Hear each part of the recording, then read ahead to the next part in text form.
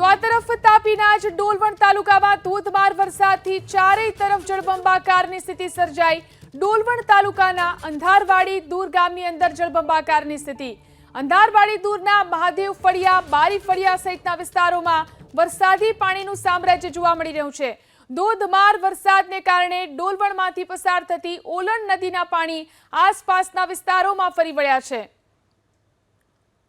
ઓલણ નદીના પાણીને કારણે આ સ્થિતિ સર્જાઈ છે। જોઈ શકાય છે અહીં નીચાણવાળા વિસ્તારોની અંદર પાણી ફરી વળ્યા છે નદીના, અને લોકોના ઘરની અંદર પાણી આવી ગયું છે। તાપીના ડોલવણની આ સ્થિતિ છે। ધોધમાર વરસાદને કારણે અહીંની ઓલણ નદીમાં ઘોડાપૂરની સ્થિતિ છે અને નદીનું પાણી નીચાણવાળા વિસ્તારોમાં ફરી વળ્યું છે। તો તાપી જિલ્લાના ડોલવણ તાલુકાના ઉપરવાસમાં પડેલા વરસાદને કારણે અહીં નદીઓમાં પાણીની ભરપૂર આવક છે। નદીઓ તોફાની બનતા જિલ્લાના અલગ અલગ વિસ્તારમાં 42 રોડ રસ્તા પાણીમાં ગરકાવ થઈ ગયા છે। સ્થાનિક કક્ષાએ શાળા બંધ કરવી કે નહીં તે નિર્ણય લેવાની સ્થાનિક કક્ષાએ સત્તા આપવામાં આવી છે।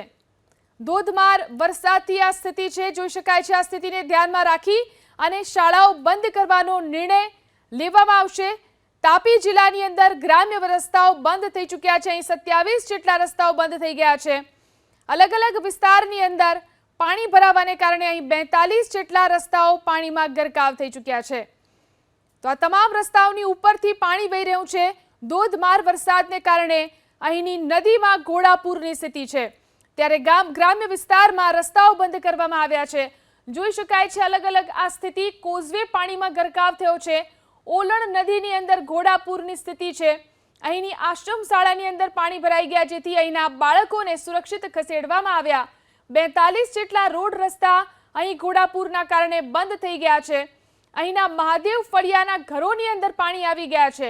નીચાણવાળા વિસ્તારોમાં લોકોના ઘરોની અંદર પાણી આવી ગયા છે। આ સ્થિતિ છે ડોલવણની।